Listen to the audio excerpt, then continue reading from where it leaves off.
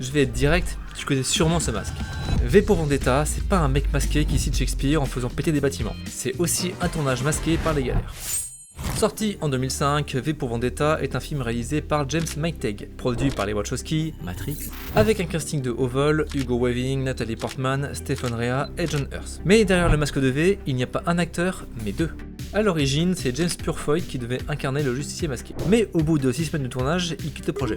Officiellement, divergence artistique. Officieusement, le masque était trop chaud, trop étouffant, zéro expression faciale, impossible de jouer avec. Bref, il craque, jette l'éponge et c'est Hugo Weaving qui récupère le rôle. Il a même dû doubler certaines scènes déjà tournées et lui-même admettra que jouer avec ce masque, c'était un véritable défi. Comme quoi, jouer masqué, ça n'est pas donné à tout le monde, même pour sauver l'Angleterre. Et puis, il y a la fin du film. Explosion de Big Ben, du Parlement, ambiance révolution, où tout explose dans un feu d'artifice bien vénère. Alors non, ils n'ont pas vraiment fait sauter Westminster, ils ont construit des maquettes géantes et mixé ça avec du CGI pour que ça pète à l'écran.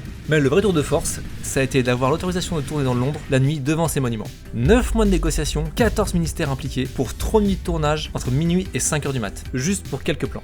Donc si tu as prévu de faire sauter le Parlement, pour de faux, prévois un bon attaché parlementaire et beaucoup de café.